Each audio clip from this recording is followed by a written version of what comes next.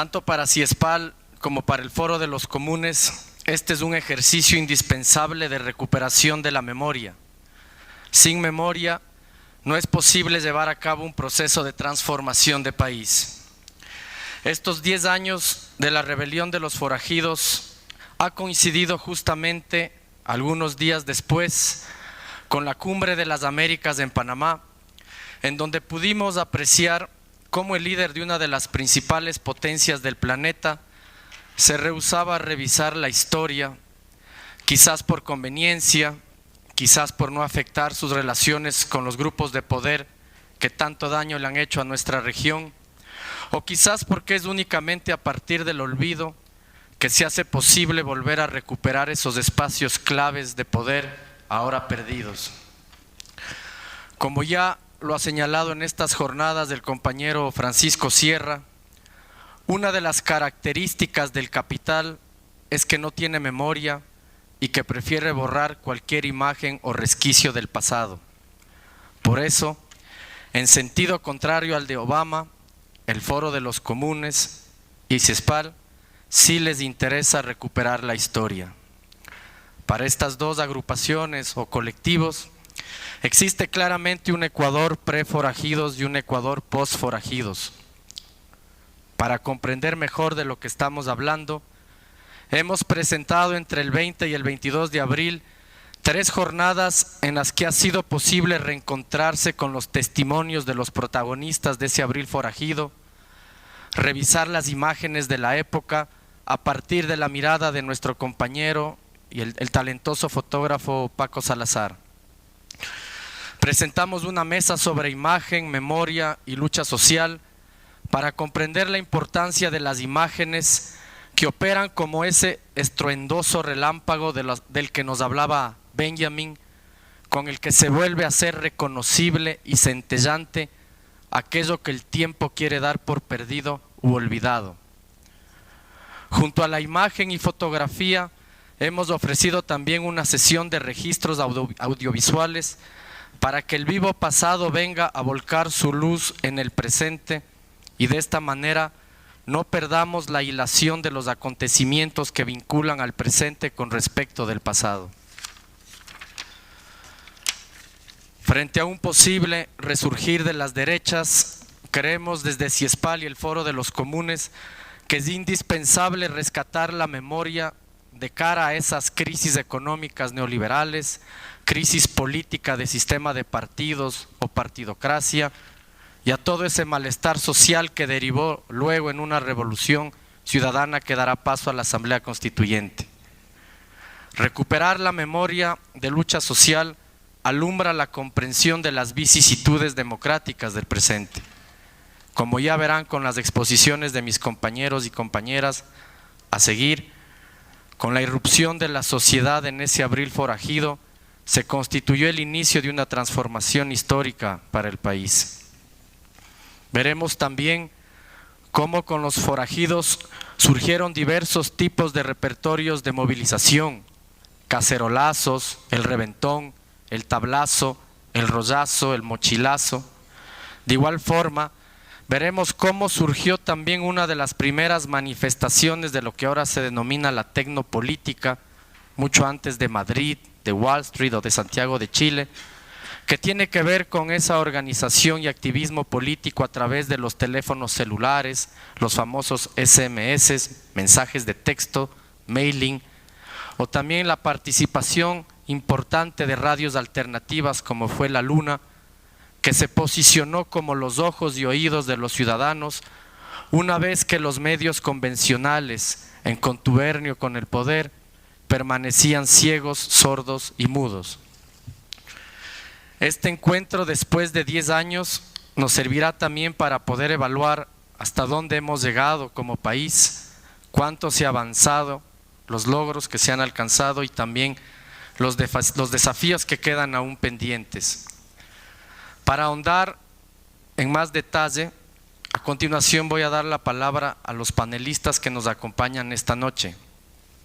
Vamos a comenzar con la compañera Ana María Larrea, actualmente doctorante de Políticas Públicas por la Universidad de Flaxo, Ecuador. Muchas gracias. Bienvenidas y bienvenidos esta noche. Yo quiero agradecer a la CIESPAL y al Foro de los Comunes porque realmente este rescate de la memoria y de la historia me parece fundamental. Somos historia, somos memoria y también somos constructores de realidad, protagonistas y actores de procesos de transformación. Y desde esta perspectiva hacemos historia y nos mueven las ideas, nos mueven los ideales, nos mueven los sueños. Y justamente esos sueños, esos ideales hacen que vayamos configurando esto que se ha llamado la batalla de las ideas. Y como se ha dicho aquí, Obama en la Cumbre de las Américas no solamente renegó de la historia, también renegó de la ideología. Y me parece que este propósito de recuperar la memoria, recuperar la historia, es también recuperar aquellas ideas que nos movilizaron, aquellas ideas que hicieron posible una transformación importante de la sociedad ecuatoriana. Entonces, primero agradecer, porque me parece que es una excelente iniciativa y que cumple un rol importante ahora que estamos viviendo 10 años de ese proceso maravilloso que fue la insurrección de los forajidos. Yo quisiera empezar discutiendo un poco el contexto, porque en qué contexto vivíamos hace 10 años, porque todo ha cambiado tan rápidamente que a veces nos olvidamos de una historia tan corta, ¿verdad? Para luego pasar a caracterizar lo que fue la revolución o la insurrección de abril del 2005 y finalmente discutir un poco el rol político de los sectores medios o las clases medias y qué lecciones nos deja esto de cara al presente y también de cara al futuro. Empecemos por el contexto. En el año 2005 vivíamos lo que yo diría fue una crisis de hegemonía, una profunda crisis de hegemonía que tenía varias expresiones. Por un lado, una crisis política tremenda, de mucha profundidad, en la que el sistema político había entrado en un proceso de descomposición muy grande, pero esta crisis del sistema político también era una crisis de la cultura política existente y de los valores, ¿no? Entonces conllevaba también una crisis de tipo ético, en el sentido de que estábamos hablando de una crisis de valores. Esta crisis política mostró una especial inadecuación, una radical inadecuación de la relación entre los grupos de élite en el país y de ellos con los sectores subalternos para resolver sus propias disputas. Entonces tenemos por un lado una crisis política muy importante, muy profunda, y por otro lado una crisis del modo de acumulación, en la cual el control del aparato del Estado era vital para la sobrevivencia de las fracciones en disputa en un contexto de poderosas presiones económicas, tanto de las élites cuanto de los sectores subalternos.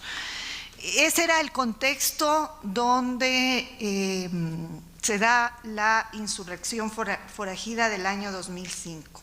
¿Cuáles fueron las características de esta insurrección? La primera, y sobre la que voy a reflexionar esta noche, es que fue un proceso básicamente protagonizado por los sectores medios, las clases medias. que habían ya afirmado su protagonismo político durante toda la década y en particular en su participación con el derrocamiento del expresidente Abdalá Bucaram en el año 1997. O sea, no era una participación nueva, pero sí tenía un acumulado histórico de casi una década, ¿verdad? La segunda característica es que fue un proceso de protesta autoconvocado, sin liderazgo de partidos políticos ni de organizaciones sociales, y que presentó un repudio, expresó un repudio muy claro a cualquier tipo de liderazgo. O sea, no solamente que no hubo liderazgo, sino que cualquiera que intentaba capitalizar el proceso de movilización era inmediatamente condenado, ¿verdad? Lo que ya se ha dicho aquí, el uso de medios alternativos para la convocatoria, las radios, los celulares, las redes sociales, pero además se trata de una insurrección localizada. Fue una insurrección quiteña. Básicamente son los sectores medios de la ciudad de Quito los que se movilizan. Conforme va avanzando la protesta, después se van uniendo otro tipo de sectores, pero la composición fundamental de la insurrección fue justamente la clase media quiteña. Esto nos lleva a reflexionar más fuertemente sobre la cultura política de este sector. Otra característica importante que no siempre se la pone de manifiesto es que se trató de una insurrección, a diferencia de las dos inmediatas anteriores, la del derrocamiento de Abdalá y la del derrocamiento de Maguad, que fue contra un gobierno que aún contaba con un alto apoyo ciudadano. Las encuestas previas a la insurrección nos hablaban de una aceptación de la gestión del expresidente Gutiérrez de alrededor del 40%. Es decir, no estábamos hablando de los niveles de aceptación que tenía Abdalá Bucaram, por ejemplo, ni tampoco Yamil Maguad. Entonces eso también le da una característica especial, porque se derroca un gobierno que todavía tenía un apoyo considerable, ¿verdad? ¿Cuáles fueron las motivaciones de la propuesta? Y tal vez ahí es interesante empezar discutiendo qué no fue y trabajar desde el descarte. Primero, no fue una propuesta cuyos móviles fueran temas económicos. Y es interesante ahí ver nuevamente el rol de los sectores medios. En el caso del expresidente Maguad, cuando las clases medias fueron tremendamente afectadas, recordemos el feriado bancario, la crisis de la banca, el hecho de que se retuvieran los ahorros, etcétera, fue realmente meter la mano en el bolsillo de los ecuatorianos, pero además particularmente de las clases medias, que eran quienes usaban el sistema bancario, etcétera, y que fueron más afectadas por estas medidas. Sin embargo, con Maguad los sectores medios no se movilizaron, a pesar de la profundidad de la crisis económica sin paralelo en el siglo XX. Y de la política general, digamos, del gobierno de Maguad, que recordemos fue el que promovió la firma del acuerdo de la base de Manta y, en fin, una serie de medidas fuertes, ¿no? Entonces, no fue por temas económicos. Se ha dicho que las movilizaciones que fueron el rechazo a un gobierno autoritario. Pero si nos ponemos a ver, desde el retorno a la democracia hemos vivido gobiernos bastante más autoritarios que el gobierno de Gutiérrez.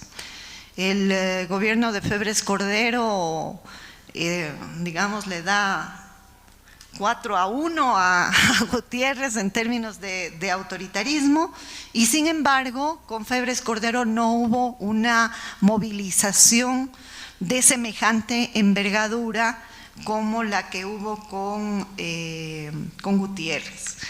Entonces sí había, digamos, un componente de motivación en contra del autoritarismo, pero no era solamente el autoritarismo, ¿no? Era el autoritarismo combinado con una serie de características de ese gobierno: la ineptitud, la incapacidad intelectual, el desorden generalizado, la vulgaridad. Y yo diría que uno de los temas importantes fue este sentimiento de desorden y de incertidumbre, de no saber hacia dónde iba el país. Los sectores medios necesitamos certezas. No, era un momento de desorden generalizado y de incertidumbre generalizada. Frente a esta incertidumbre surge, digamos, esta consigna de rescatar la legalidad, de rescatar el Estado de Derecho, pero no era solamente eso lo que se perseguía, porque frente a esa consigna también está la consigna de que se vayan todos, ¿verdad? De no queremos este Estado de Derecho tal cual lo estamos viviendo. Entonces era una doble combinación. Por un lado, la defensa de un Estado, la recuperación de un Estado que ya no existía, y por otro lado, el rechazo a la política y a los políticos desde la propia política, porque obviamente estábamos haciendo política. Me parece que hay ahí una aspiración de los sectores medios a ser ciudadanos, a que las cosas funcionen bien, a que el Estado funcione bien, a que haya un orden distinto. Creo que las razones de la movilización fueron múltiples, no se puede pensar en una lectura unívoca. Fueron múltiples también, como múltiples fueron los actores, porque cuando hablamos de clases medias ponemos en un solo saco a un montón de tendencias, de perspectivas, de lecturas de la realidad, de formas de ver el mundo. El denominador común era la indignación, el sentimiento de indignación por el manejo del país, el sentimiento de indignación contra el desgobierno y la necesidad de construir algo nuevo desde cero. O sea, con este orden que tenemos actualmente, no vamos a poder crear nada bueno. Entonces es necesario que primero se vayan todos para luego crear unas bases institucionales distintas, crear un nuevo país, empezar de nuevo. Entonces era un cuestionamiento al sistema político ecuatoriano y a la política, no solamente a un mal gobierno. Creo que la insurrección forajida fue más allá del planteamiento de que se vaya Lucio. Inició con el planteamiento de que se vaya Lucio, luego que se vayan todos, que se vaya este sistema podrido que tanto nos molesta y que tanto nos indigna. Pero además reflejó un acumulado histórico. Primero, ya habíamos aprendido que era posible derrocar gobiernos. O sea, que si salíamos a las calles, que si hacíamos un esfuerzo, era posible, que no era una lucha en vano, ¿verdad? Segundo, habíamos aprendido que si derrocamos otros gobiernos, pero que no cambió nada. Entonces esta vez había que ser un poco más radicales. No queríamos solamente que se vaya el gobierno, sino que además planteábamos que se cambie el sistema. Y al hablar del sistema me refiero básicamente al sistema político. Queríamos refundar el país. Y por eso el planteamiento tan fuerte, que tampoco era nuevo, de convocar a una asamblea constituyente. Pero claro, sí era nuevo en el sentido de no queremos la misma asamblea del 98, que ni siquiera fue constituyente, ¿verdad? Queremos una asamblea constituyente de verdad, donde la democracia directa pueda ser ejercida, donde podamos participar más activamente las voces ciudadanas, las voces distintas. Queremos construir un país desde abajo con todos y todas.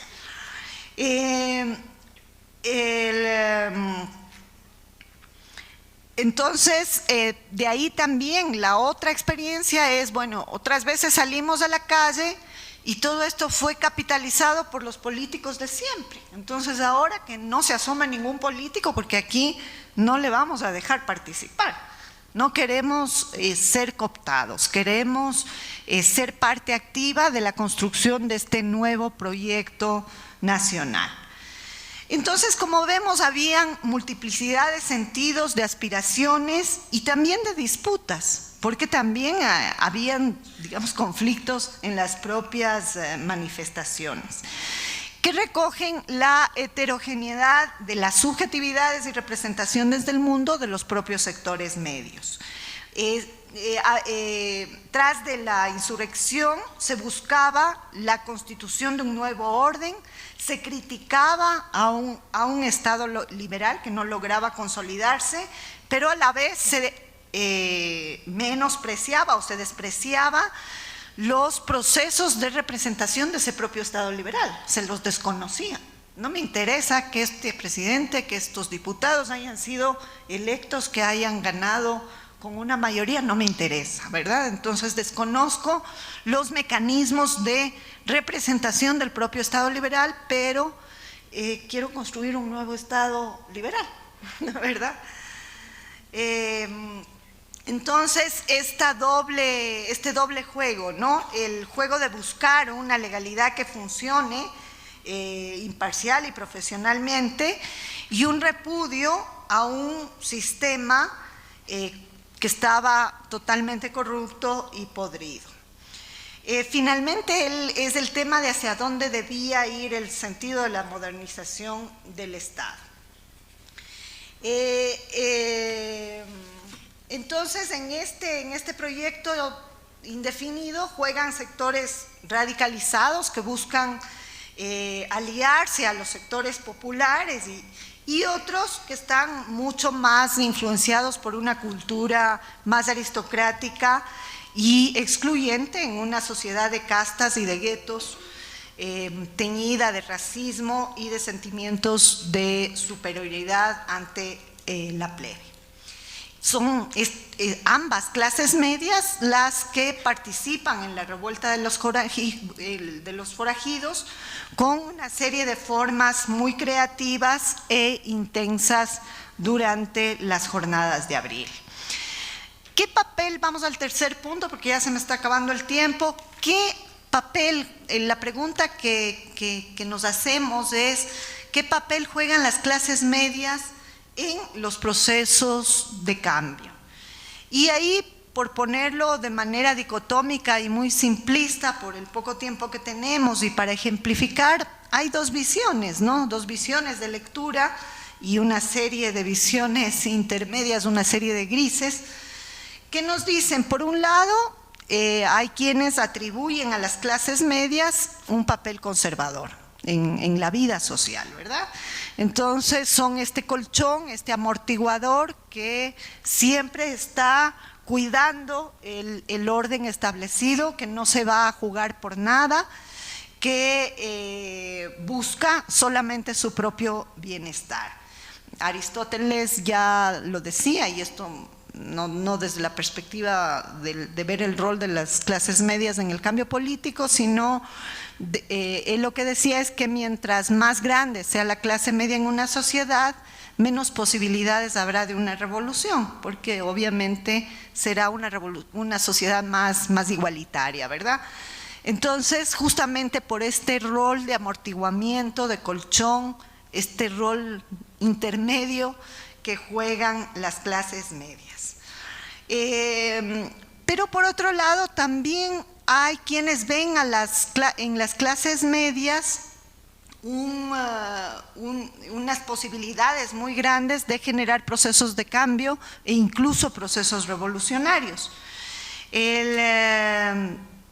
Justamente por esto, porque las clases medias se indignan cuando no se producen los cambios necesarios que les permitan también mejorar sus situaciones de vida. Las clases medias interpelan a la sociedad, las clases medias son generalmente quienes tienen mayor acceso a la educación, son quienes cuestionan más profundamente el sistema. Y entonces desde aquí toda esta perspectiva de mirar a ciertos sectores medios como los intelectuales orgánicos de procesos de cambio más profundo. Y si nos ponemos a analizar la composición de clase, digamos, de las revoluciones en la historia, veremos que las clases medias siempre jugaron un rol bien importante, empezando por la propia Revolución Francesa, y no digamos la Revolución Cubana, la Revolución Sandinista, etcétera. O sea, podríamos hacer un recuento de las revoluciones y ver cómo las clases medias jugaron un papel, en muchos casos, dirigente de esos procesos de transformación. Entonces, claro, hay todas estas visiones que nos dicen no son los pobres ni los más desdichados los que conducen procesos de cambio. Generalmente la conducción de estos procesos de cambio recaen en las clases medias. Y aquí una reflexión muy cortita antes de que se me acabe el tiempo. Es interesante ver lo que está pasando actualmente, sobre todo en Europa. El rol que están jugando las clases medias en los procesos de cambio. Vemos lo que está sucediendo con Podemos en España, con lo que está sucediendo en Grecia, y vemos que ahí hay un liderazgo muy importante de los jóvenes, pero de los jóvenes además de las clases medias. Y en este sentido yo quería traer aquí, ya para concluir, una reflexión que hace Saskia Sassen, justamente refiriéndose a la situación europea. Y ella dice que hay algo irónico en esta encrucijada que emerge, y es el hecho de que la clase media se convierte en un actor histórico, porque es quien captura la contradicción del sistema de la manera más visible. Es la que más ganó con el Estado liberal y es también la que más ha perdido. Creía en el sistema, veía al Estado como su interlocutor, y ahora se pregunta por qué el Estado le ha fallado tanto. La clase media no va a hacer una revolución, no hace ni va a hacer una revolución, nos dice Sassen, pero refleja, hace visibles los fallos del sistema, y en este sentido se vuelve un elemento revolucionario.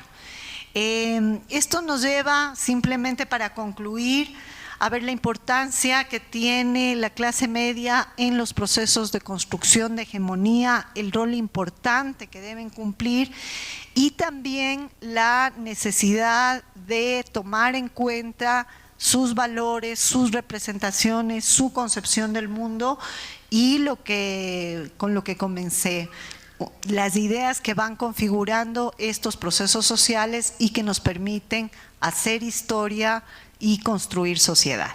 Muchas gracias. Buenas tardes con todos y todas. Bueno, yo les quiero contar de enorme cantidad de cosas que se pueden decir de este proceso, de los que vivimos el proceso, lo investigamos más tarde, ¿no? Les quiero contar algo de mi experiencia personal. A ver, la política se ha explicado mucho a partir de una corriente dominante que son las instituciones, el institucionalismo político, ¿no? La política a partir de ahí se hace en los partidos, en las cúpulas, en las pequeñas o grandes cúpulas, en los líderes, y esto nos dejó como descolocados a todos. Y tan descolocado me dejó a mí que me puse a investigar y saqué este libro. Y este libro se convirtió en la tesis doctoral, afortunadamente, gracias a lo cual, dado el nuevo régimen universitario, puedo ser profesor universitario. Así que yo le debo mucho a la revuelta de los forajidos. Pero ¿qué es lo que yo quería? Claro, ¿cuál era mi interés ahí? Y entrando complementariamente a lo que dijo Ana María, hay mucho que decir, muchos actores, muchas aristas sobre el tema. Hay una que me interesa particularmente a mí que tiene que ver con qué fue este movimiento desde la mediática, desde los medios de comunicación. Porque así como digo, y como lo dijo Ana María, si el movimiento cuestionó radicalmente a esos pequeños grupos políticos o a la política secuestrada por pequeños grupos, que sigue, ¿no? A veces. Y lo vemos quizá dirigentes de muchos años de las instituciones organizadas, háblese de movimientos sociales, universidades, háblese de organizaciones, gremios, cámaras de comercio, siguen siendo los mismos dirigentes, ¿no? Durante décadas, durante mucho tiempo. Y esa es, creo que la vieja política también se dijo que es lo que se cuestionó en abril. Es decir, se cuestionó al régimen, pero se cuestionó, yo no creo que a todos los liderazgos, yo creo que una forma de liderazgo, una forma de hacer política y un espacio también.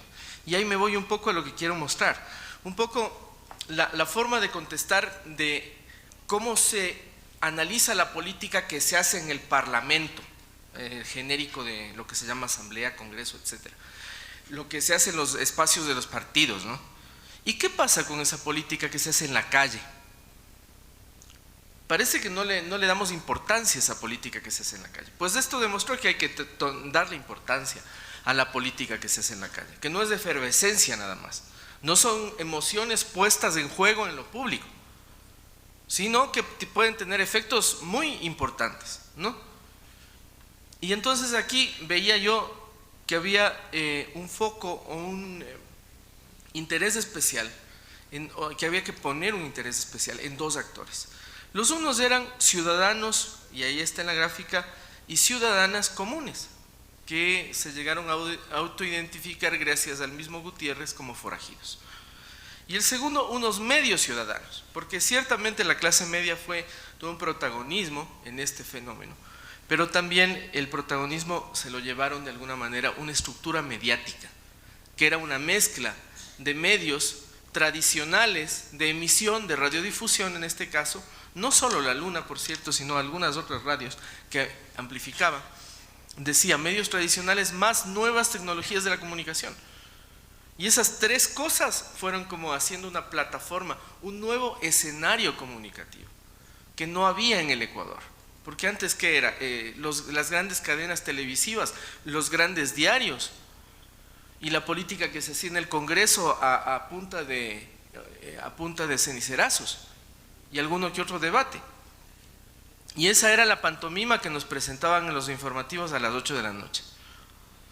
Y entonces, bueno, ¿cómo se me ocurrió el cambiar de análisis o de foco de análisis de este fenómeno? Viendo lo que es este concepto europeo del espacio público. En alemán se dice Öffentlichkeit, espacio público, esfera pública, en fin. Y uno de los que sostienen este concepto y lo han desarrollado sin duda con bastante rigurosidad es Jürgen Habermas. Y Habermas nos dice, la política se hace, bueno, en cafetines, se hace en clubes, se hace también en el Parlamento y se hace de manera deliberativa y totalmente racional.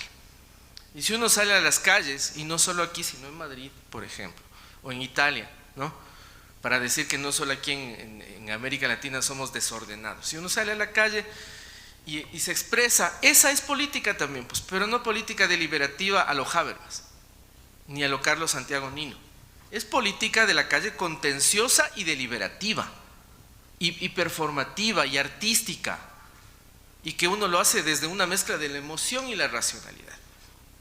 Entonces había que darle la vuelta a ese concepto de la esfera pública de Habermas para poder pensar cómo se hace la política en el siglo XXI.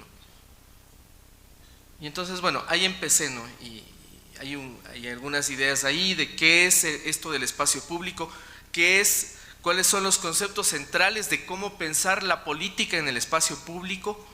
Y ahí están procesos comunicativos, diversos actores, no solo los organizados, no solo los sindicatos tradicionales, en fin. Problemas públicos, que es un concepto central para poder pensar esto, con variados contenidos, distintos espacios o arenas concretas que influyen en el ejercicio del poder. Ya, entonces, tenemos un aparataje conceptual y decimos que todo eso que se hace en la calle va a influir de alguna manera en el ejercicio del poder. ¿Cómo nos han dicho, por ejemplo, los medios de comunicación y cierta parte de la academia que la gente influye en el ejercicio del poder? ¿Por qué apoya una determinada medida o no la apoya y protesta contra ella? Pero ¿qué es lo que nos enseñó Abril de hace 10 años? Nos enseñó que la influencia puede ser muy fuerte, que no solo entonces es una influencia que genera opinión, es otra cosa, y hay que seguir pensando en qué es. Pero yo vengo a sembrar un poco de inquietudes o a compartirlas de lo que fue este proceso de mi investigación. Bueno, y me concreto en unos actores porque ya los compañeros se van a referir a otros. Entonces a mí me interesan los medios de comunicación. Y ahí hay dos como presupuestos teóricos, ¿no?, de los medios, uno de Martín Barbero y otro de José Joaquín Brunner, dos pensadores latinoamericanos, por cierto, porque de eso también hay que rescatar el cómo pensamos estos fenómenos desde América Latina. Entonces Barbero dice, bueno, los medios reconfiguran la política mediante el cambio de formas de contacto con ella. Es decir, son los que nos contactan con la política. Y aquí, ¿qué demostró Abril? Que se creó una estructura comunicativa distinta y una forma de contacto totalmente distinto con la política, donde teníamos contacto a tiempo real. No necesitábamos de las grandes cadenas de televisión para que nos den diciendo o nos den mostrando una cosa, como decimos en Quito. Y también los medios son capaces de determinar las condiciones en que la política se puede hacer en público. Y aquí se cambió también esto, porque las condiciones en que la política se hizo esa semana fueron totalmente distintas, patearon totalmente el tablero. Acá yo quiero traer un testimonio de un excelente reportaje del Telégrafo, de una compañera de trabajo mía de la Universidad Andina, se llama Rosario Parra, es la viuda de Julio García. Y ella, entre otras, bueno, la periodista que hizo eso dice, recuerda, hoy hace 10 años Charito, como bueno, estaba ahí y le dio tristeza. No voy a poder leer todo el párrafo porque de pronto no tengo tiempo. Pero ¿qué es lo que estaba mostrando? Prendió la televisión, había muerto su esposo. En tremenda conflagración que se vivía en Quito. ¿Y qué mostraban las cadenas? En este caso creo que la menciona, no sé si era Ecuavisa, pero... Y estaba mostrando una discusión con el Papa Benedicto XVI. Bueno, entonces, ¿qué mostraba y qué querían mostrar o no mostrar los medios? Y aquí lo destaca el testimonio de Charito Parra. ¿Y qué se cuestionó al respecto en esos pocos días que duró, pero fue tan fuerte? Y aquí, bueno, continuando con estas reflexiones, desde un enfoque basado, digo yo ahí, en las prácticas culturales sobre la acción mediática, hay como repensar esto del papel de los medios. Y es posible distinguir en el proceso ecuatoriano como un doble rol mediático, decía yo, proponía y propongo en este libro. El uno es uno de reconfiguración del campo político y al mismo tiempo de mediación política explícita. Y si algo queda claro en ese abril, o si algo desnudó esa semana, es el rol político de los medios. Yo a eso le llamo de una manera. Yo creo que los medios son actores comunicativos de la política. Es decir, obviamente que no son partidos, no están constituidos como partidos, no están, decimos los juristas, no tienen una personería jurídica que diga que son un partido político, pero son actores comunicativos que actúan en la política mediatizando, con un rol en algunos casos, no en todos, bastante cercano al tema de los partidos, pero que están comunicando. Y entonces se revisten muchos medios de esa halo de neutralidad supuestamente, y hacen lo que están haciendo es política. ¿Y qué pasó pues en este abril? El personaje que vemos ahí dijo: yo sí estoy haciendo explícitamente política y no me importa lo que piensen ustedes. Y entonces ahí pateó el tablero de los medios, ¿no? Porque los otros seguían con esa actitud mojigata muchas veces, de decir: no estoy haciendo política y le estoy haciendo. Y claro, es importante precisar en todo caso qué medios y en qué contextos, porque los medios pueden hacer una reconfiguración y una mediación, y en otros contextos al minuto siguiente pueden estar haciendo política. Y esa discusión nos la trajo este fenómeno de abril, que me parece interesante como recordar, ¿no? Ahora, recordemos en qué estructura se daba eso. Y yo digo, acá está un poco más explícito en la tesis, pero está acá. El tamaño, ¿cuál es la radiografía de los medios de ese momento del Ecuador? Para el tamaño del país, 2005, existía un alto número de estaciones, ahí pueden ver ustedes, 1196 a nivel nacional, 8 cadenas nacionales y más de 20 estaciones locales, prensa, 7 diarios nacionales, 30 a nivel local, y nuevos medios electrónicos. El 99%, porque había pocos medios públicos, una radio que el mismo régimen de Gutiérrez la implosionó, una radio nacional. No había un diario público, no había un canal público, y el resto era propiedad acumulada de diversos grupos. Muchos de ellos, como dijimos en algún momento, porque yo fui uno de los que propuso la auditoría de frecuencias, vinculados a grupos políticos y financieros. Entonces, claro, en esa estructura, ¿qué vamos a poder pedir de poder salir a la calle y decir por nuestra propia voz qué es lo que pensamos? Y por eso también pasó lo que pasó. Y la estructura de los medios, para abundar un poquito, ¿no? Vinculaciones en la propiedad mediática, concentración de la propiedad mediática, debilidad de los medios públicos, marco legal inadecuado, porque de eso podemos hablar en algún otro momento, de cómo era el marco legal, prácticas selectivas en favor de los medios comerciales, escaso poder estatal para garantizar el libre acceso a la esfera pública, en fin. Y el producto de eso, no voy a decir que era solo culpa de los medios, era culpa de una suma de cosas, pero bueno, yo le llamaría eso política de baja intensidad. ¿Y qué defino con eso? Yo me sirvo de un concepto de O'Donnell y de una politóloga canadiense para decir, eso se podía definir como la realidad, ¿no?, de la política en ese momento, más allá de la pichicorte y todos los acontecimientos, digamos. Era un régimen donde amplios segmentos sociales pueden estar excluidos de la participación efectiva o negárseles la igualdad ante la ley, mientras otros grupos disponen de medios privilegiados para ejercer la política. Y digo, esa era la vieja forma de hacer política, la política de las clientelas, la política de los pequeños grupos, ¿no? Y eso conduce, ya hablando en términos de espacio público, de esfera pública, conduce a una configuración muy limitada, muy estrecha de lo público. Y ese es un factor que paraliza la democracia. Pero aquí no solo la paralizó, sino que nos arrojó a la calle a muchas personas. Y aquí, para un poco dejarles ya el escenario a los compañeros que van a profundizar en algunos aspectos, bueno, recordemos que hay como dos etapas. Franklin también lo dice en su libro. Hay una etapa donde hay una emergencia de esa sociedad civil organizada, y que les llama, tomándose UTAR, me parece, ¿no?, la alta sociedad civil, de las ONGs de participación ciudadana, por ejemplo, pite para que se vaya a la corte. Y eso tuvo su incidencia, generó su opinión, porque los medios además tienen, los grandes medios estos de la estructura que mencioné, tendían a ver a personajes concretos ahí, que estaban opuestos al régimen de Gutiérrez. Alguno es mi colega actualmente, ¿no? Personajes concretos. Hubo otra etapa donde esos personajes concretos y esos tipos de liderazgo fueron totalmente cuestionados.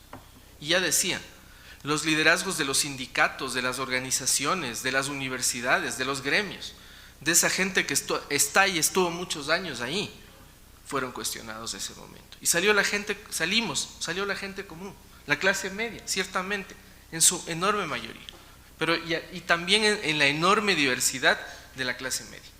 Pero esto sumado a la Radio La Luna, a las otras radios, medios en su momento comprometidos con la comunicación alternativa, en su momento, el uso masivo de tecnologías. ¿Qué es lo que crearon? ¿Cómo se puede explicar dirían los franceses, ¿no es cierto, compañeros? Mélange, ¿no? Una mezcla de cosas. Yo propongo definirla como una estructura escénica que se puso en la calle, que permitió esta estructura discutir, decidir y montar en público diversas formas de protesta que fueron variadísimas y seguramente se referirán a ellas más tarde, ¿no? Esta estructura sustituyó a las formas tradicionales de organización política y mediación comunicativa y permitió que otros actores estén ahí, ¿no? Los forajidos, los medios ciudadanos, los usos de tecnologías. Aquí hay una muestra y afuera también había una muestra de los mensajes de celular que en ese momento se produjeron y que permitieron esa otra articulación, ¿no?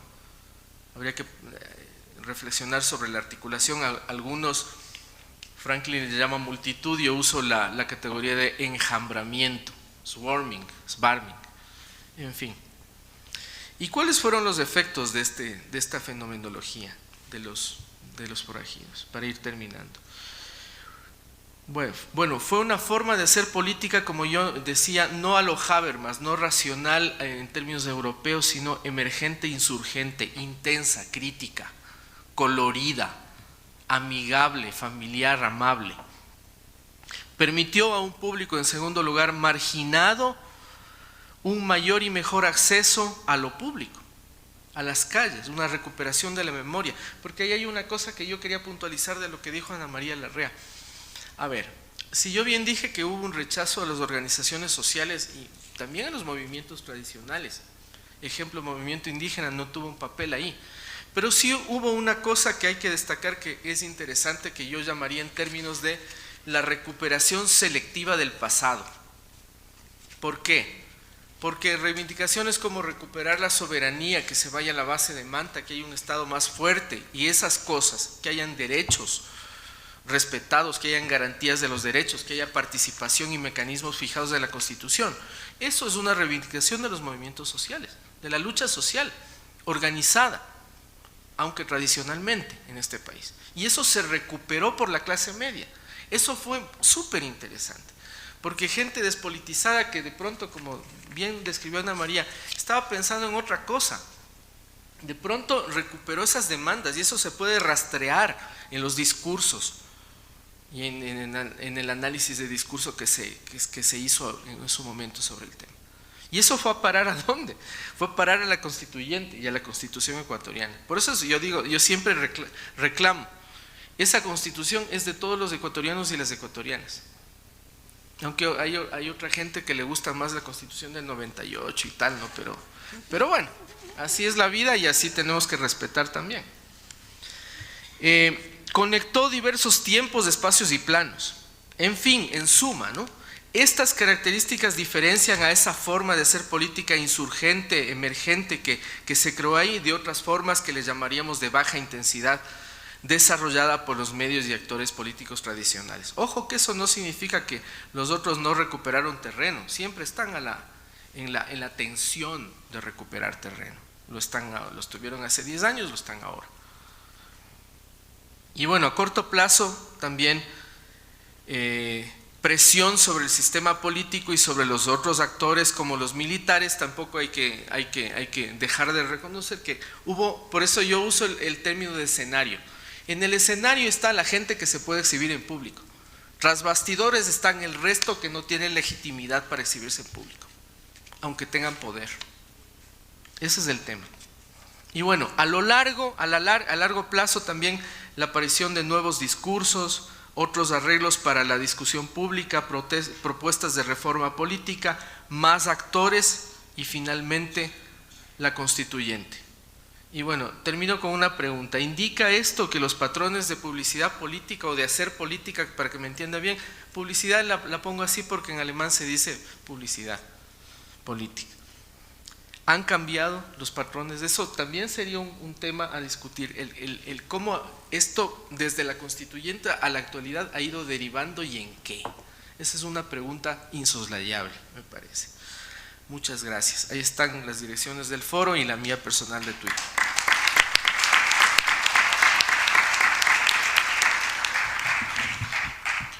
Hola, yo voy a leer porque soy muy nueva en esto, así que prefiero quedarme con el texto.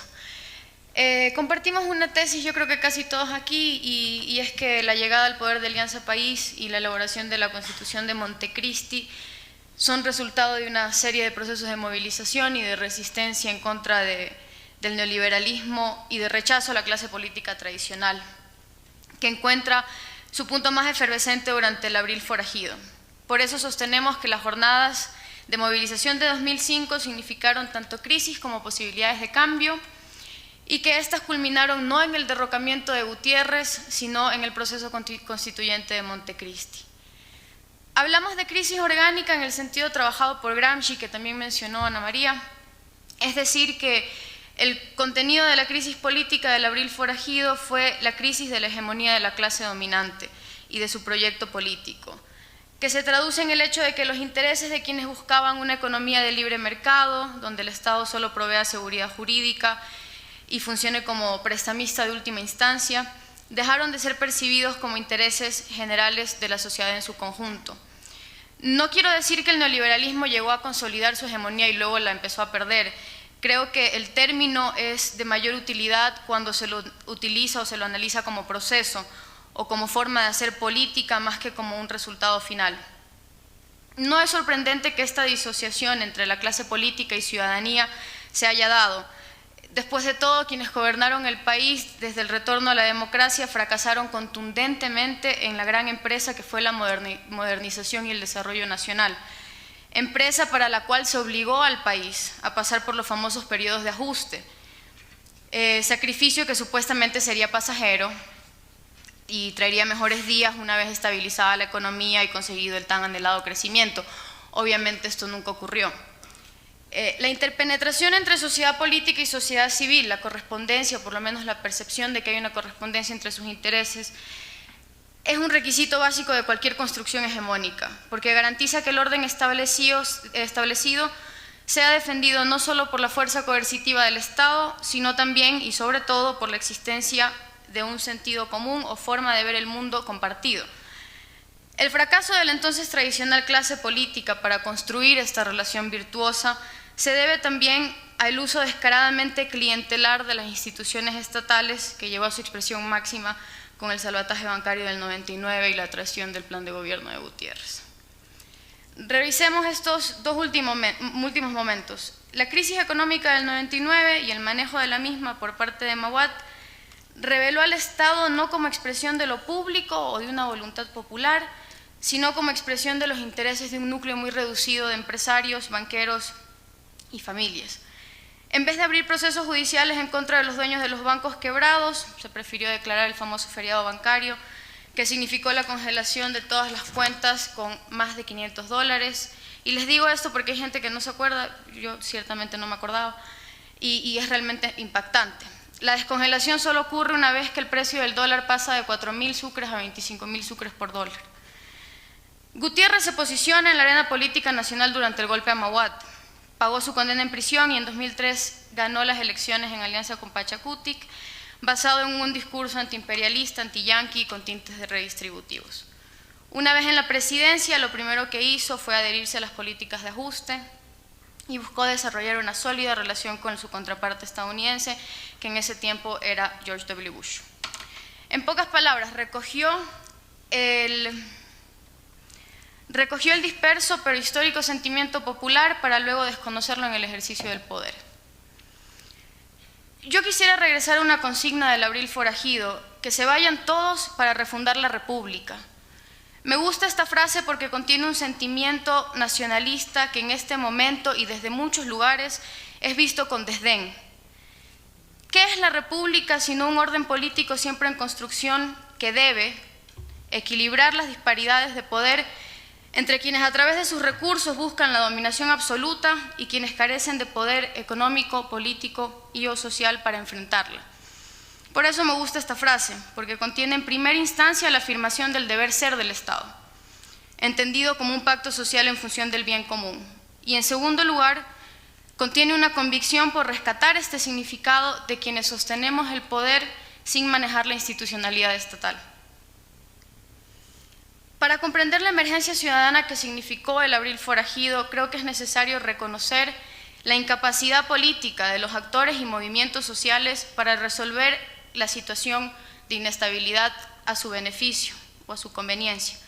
Toda crisis política se solucionó desde el poder. La situación de inestabilidad era resuelta por la voz hasta ahora dirimente de las Fuerzas Armadas y la gestión política en muchos casos sospechosos de los partidos tradicionales, demostrando así la alta capacidad de las clases dominantes para recomponer sus alianzas y posicionar nuevas figuras, tal como lo hicieron con el coronel. Regresemos a la historia. En términos simbólicos se pueden identificar 3 momentos del gobierno de Gutiérrez que exacerbaron el malestar ciudadano y su indignación frente al manejo ilegítimo e ilegal de las instituciones y del poder del Estado. La posición entreguista frente a Estados Unidos, el escándalo político de la Pichi Corte y la nulidad de los procesos judiciales contra Bucaram que permitió su corto retorno, y el nepotismo con el que operó Gutiérrez en la repartición del Estado. La crisis económica y el manejo fraudulento y ilegítimo del poder del Estado, acompañado por la traición a la voluntad popular, profundizaron el cuestionamiento y desconfianza en las instituciones políticas y en su capacidad de representación.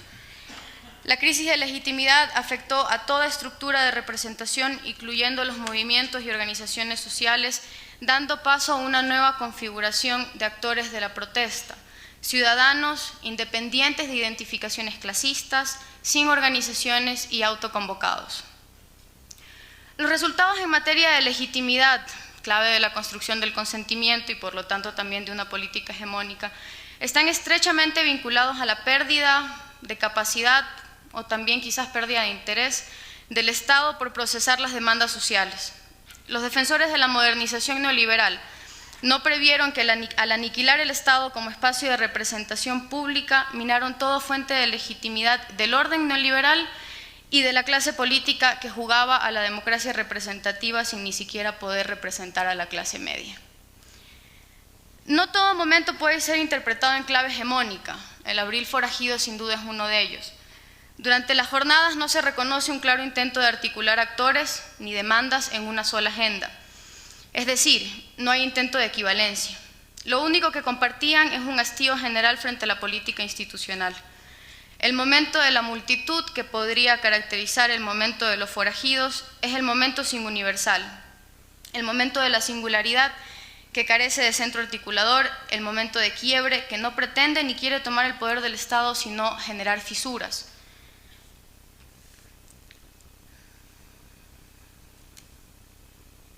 Espérenme un ratito que me perdí en el texto. Muchas gracias.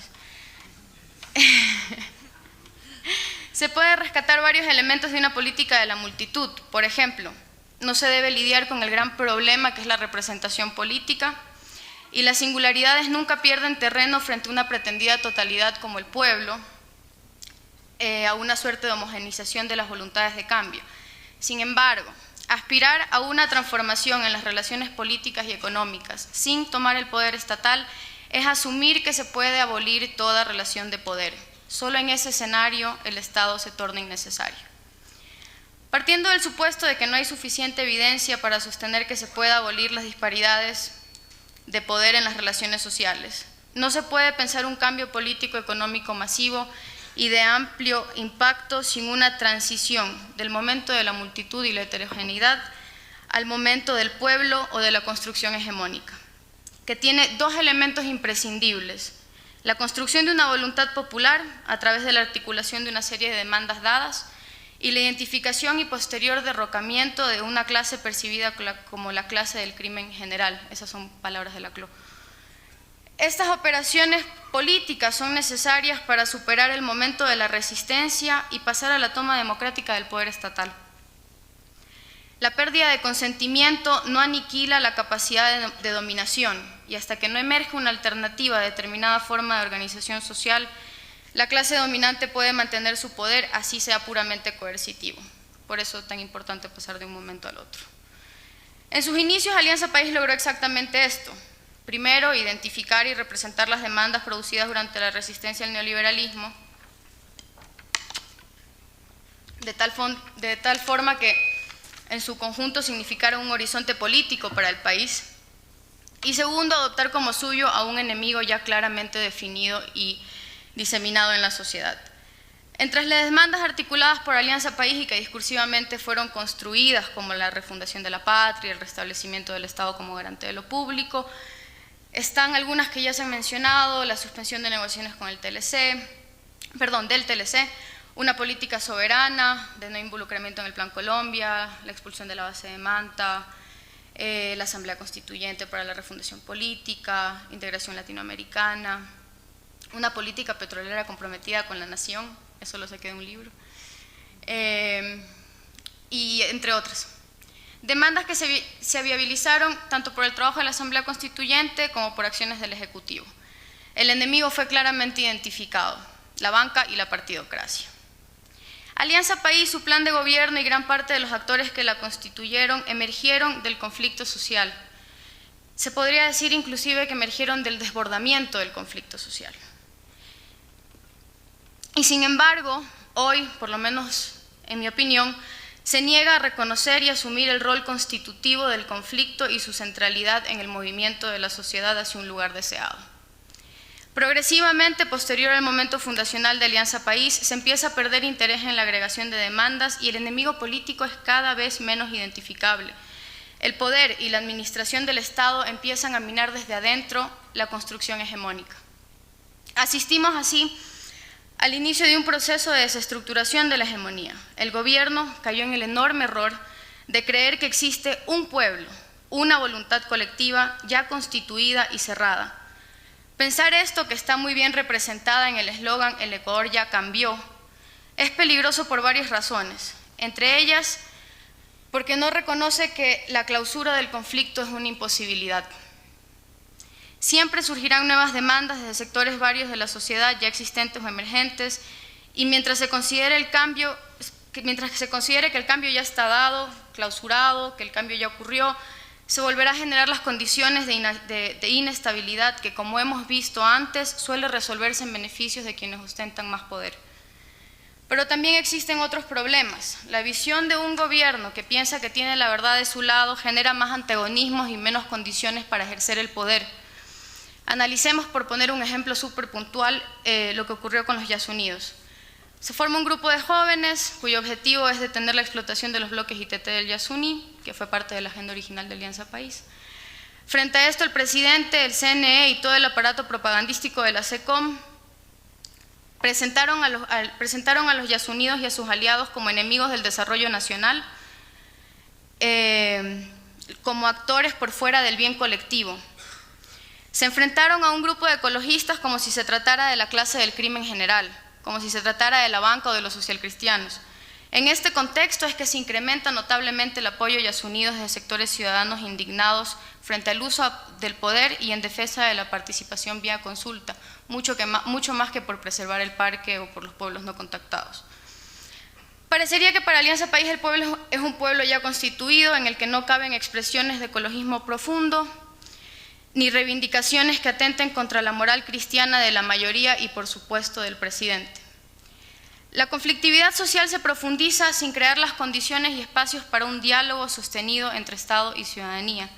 El gobierno cierra así el espacio de interlocución, del reconocimiento a la diferencia y participación ciudadana que en algún momento constituyó un pilar fundamental de su legitimidad.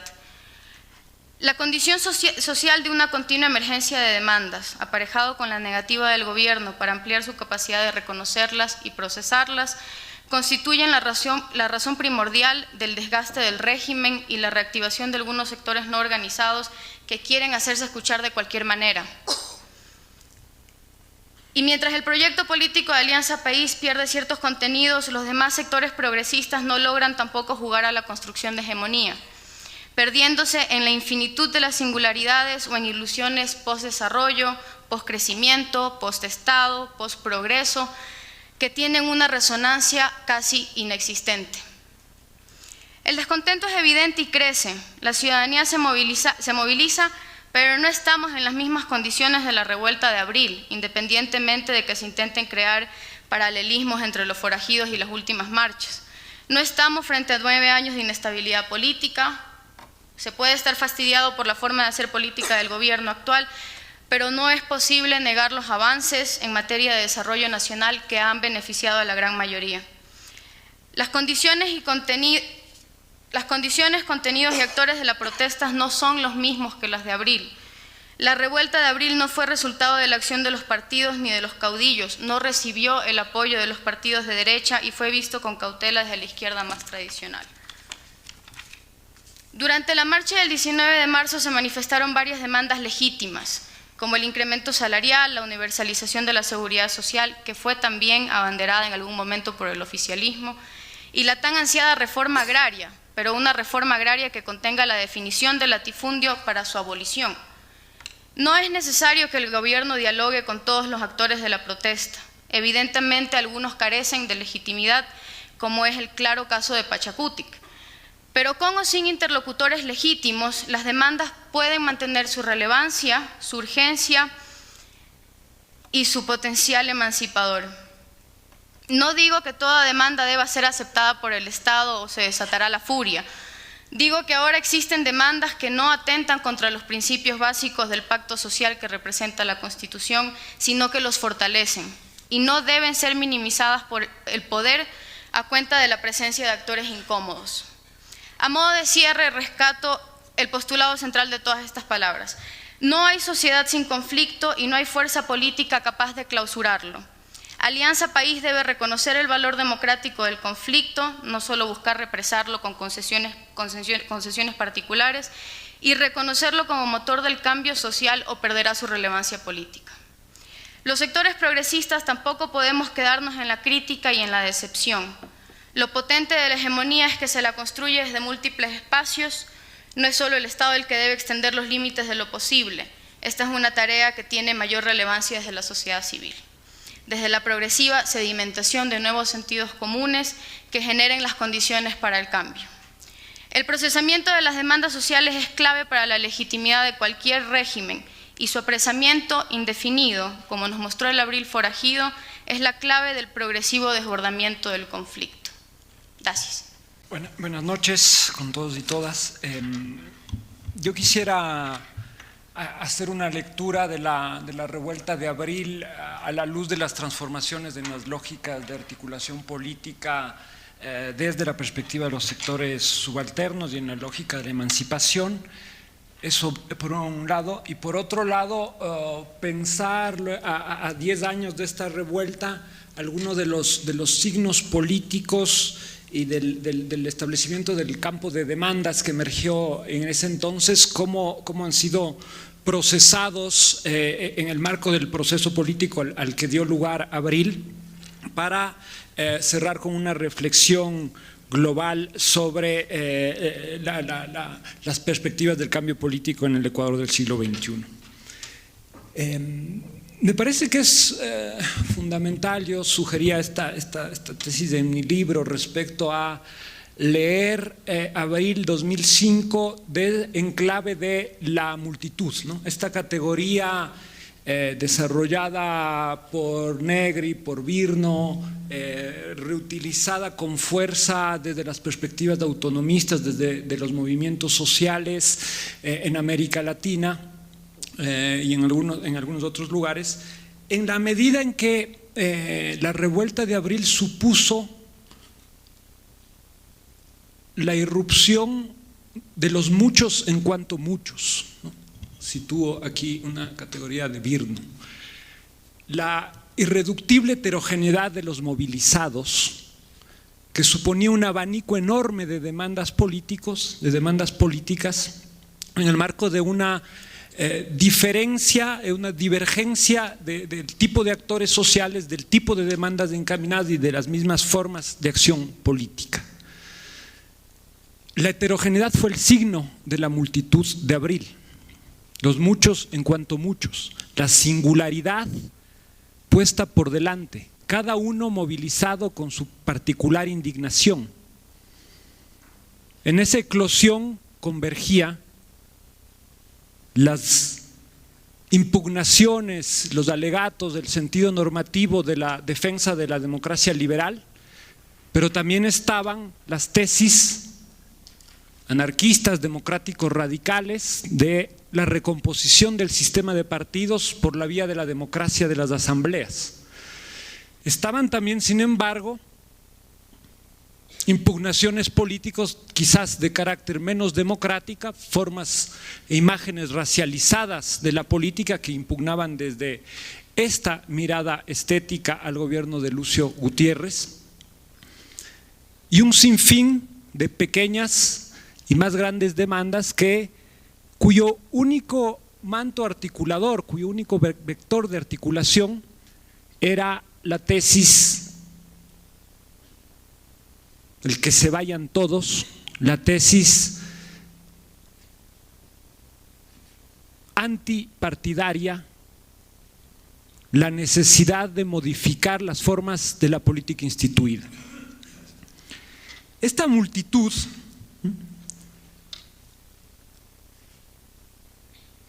puede ser colocada, si uno efectúa una lectura del proceso político de los últimos 20 años, en el marco de una transición en las formas de la política emancipatoria. ¿Qué quiero decir?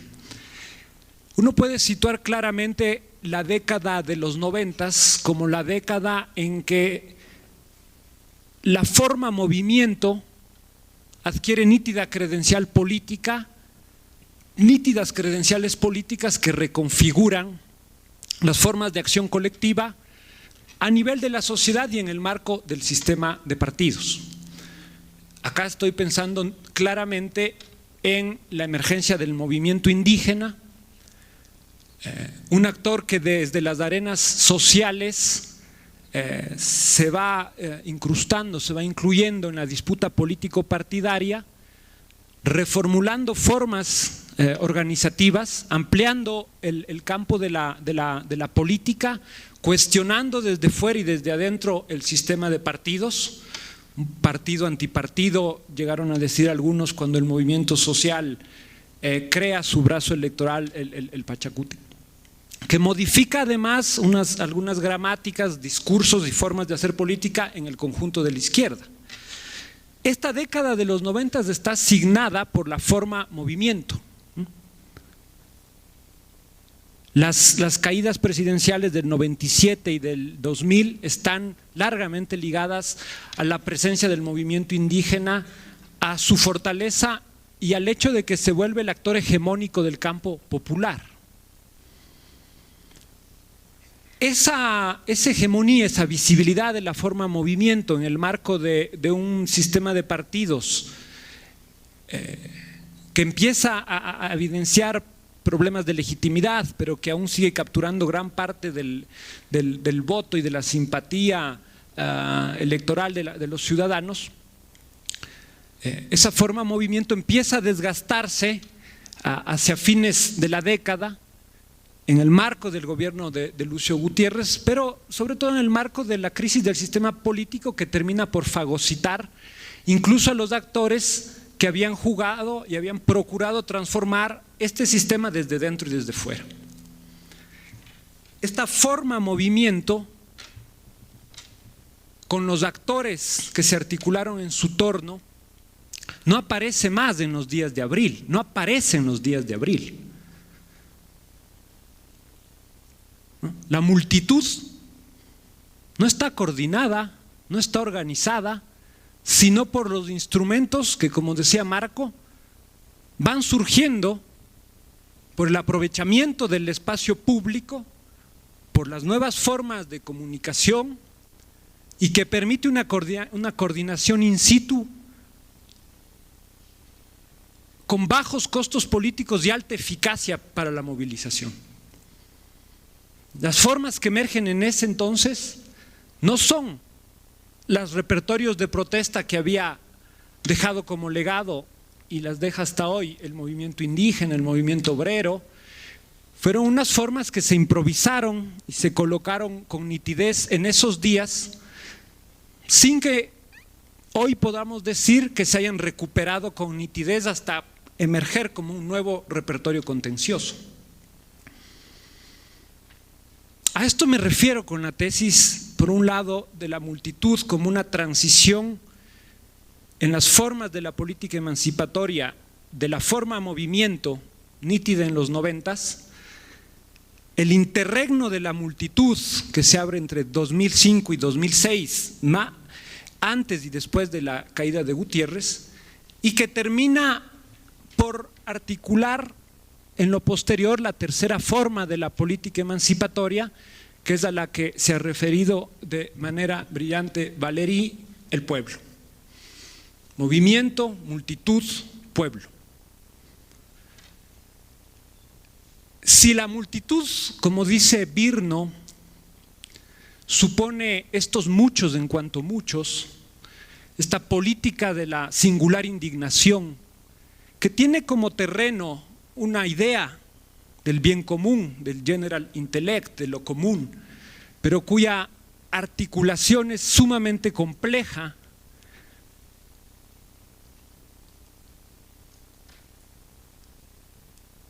en la medida que esta muchedumbre, esta multitud, tiene un déficit organizativo y un déficit de perspectiva estratégica que dificulta pensarlo como un actor colectivo homogéneo, que impide problematizarlo de ese modo.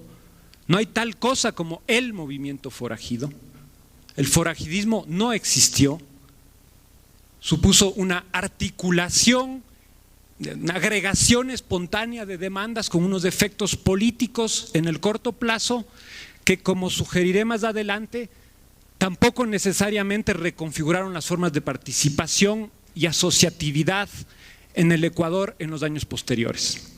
Si ustedes se recogen un poco la literatura latinoamericana sobre las caídas presidenciales, estoy pensando sobre todo en los trabajos de la Común en Bolivia a raíz de las dos, desde el ciclo 2000-2005, la guerra del agua, la guerra del gas, la caída del GONI en 2003, en 2005 la caída de Mesa.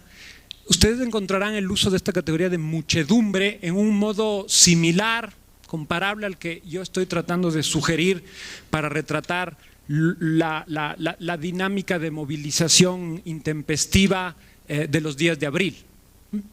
Hay sobre todo el trabajo de Álvaro García Linera y de Prada acuden a esta noción que se ha vuelto a recuperar también en el debate sociológico, siendo una categoría algo imprecisa, pero que trata de capturar precisamente esta emergencia gaseosa de la protesta y de la movilización social.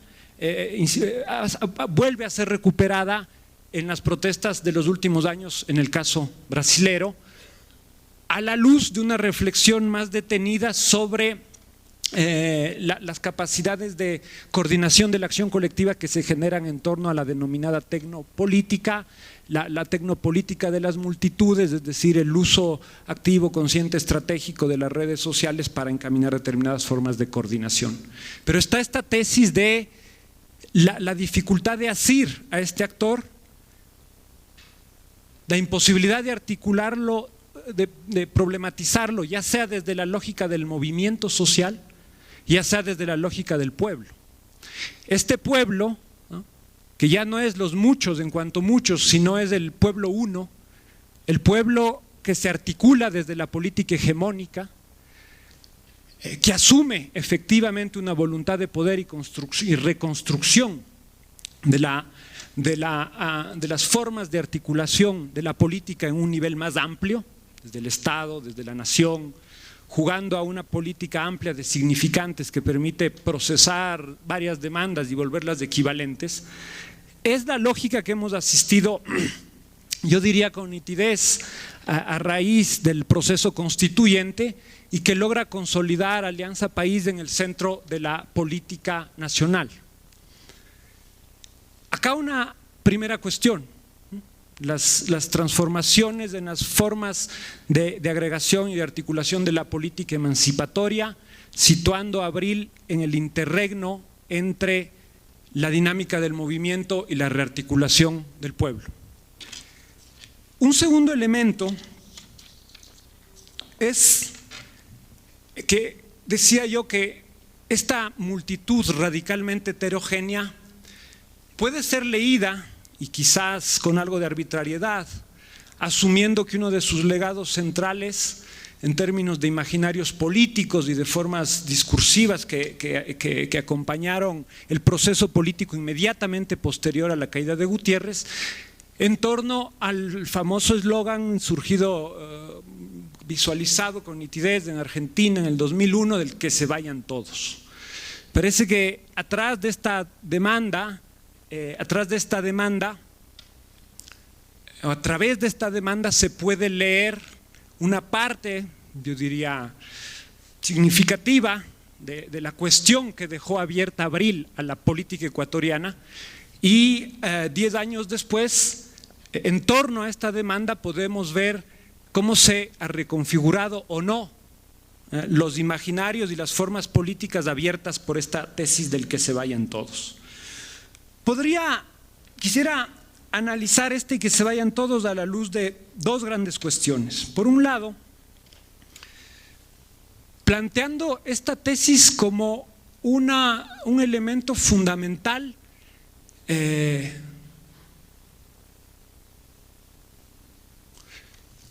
la desconfianza política, de la desconfianza de los ciudadanos, de la sociedad, en las formas instituidas de hacer política. Desconfianza contrademocrática, dice Rozan Valon, en la medida en que aquella supone un distanciamiento, un malestar, hasta una desafección con la política, pero también puede suponer nuevas formas de imaginar el modo de ejercicio del poder, las formas que toma la representación y las vinculaciones entre la participación popular y el gobierno representativo. Esta tesis del que se vayan todos desde esta perspectiva apuntaba, por un lado, a cierta idea del autogobierno de lo social. Si es que uno va hacia atrás y reconstruye los discursos, las demandas de esos días, había una constelación no menor que colocó la tesis de la democracia de las asambleas. De hecho, algunas de las dinámicas de movilización de aquellos días procuraron cristalizarse en formas asamblearias de base territorial, también de base de asambleas de problemas, asambleas de mujeres, de barrios, etcétera, etcétera. No con la dinámica y la robustez que tuvo el proceso argentino, que luego del que se vayan todos abrió una dinámica asamblearia más robusta y sostenida, pero efectivamente, si es que uno es riguroso, hubo estos intentos, algunos se prolongaron en el tiempo, pero yo diría que globalmente se acantonaron en lo local, en lo microlocal, y otros pasaron a participar en el proceso constituyente que se abrió en lo posterior. Acá hay un trazo y una pregunta sobre la que vuelvo, sobre en qué medida el que se vayan todos se tradujo efectivamente en esfuerzos consistentes, autoorganizativos, de asociación y de autogobierno, no solo para empujar la reforma política, sino en el marco de las dinámicas asociativas más estructurales y estables en la política ecuatoriana. Un segundo elemento evidente es el recambio político, el recambio de la élite política, ¿no? Que se vayan todos estaba dirigido, como habían dicho mis colegas, a esta tesis de contra los partidos que inauguraron la democracia, contra los nuevos partidos que ya daban señales de la crisis de los 4 grandes partidos políticos. Hay una aspiración efectiva de recambio de la élite política que de algún modo se puede verificar a raíz del ciclo electoral abierto con la convocatoria de la Asamblea Constituyente y que termina por consolidar la emergencia de Alianza País con un recambio de élites evidente cuya profundidad puede ser discutida, pero que al menos pone en crisis y marca una distancia en la influencia de los partidos tradicionales. La tercera cuestión está ligada a la dialéctica entre la participación y la representación. Ciertamente, Abril no puede ser leído por fuera de una demanda y de una impugnación, al menos de algunos de los movilizados, respecto a mayor participación ciudadana o a formas de articular de modo más virtuoso la participación y la representación política.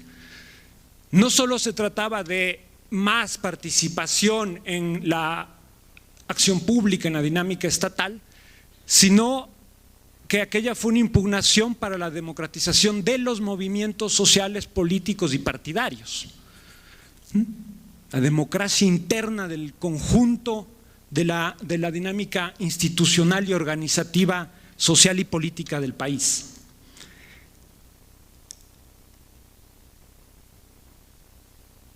Esta demanda de participación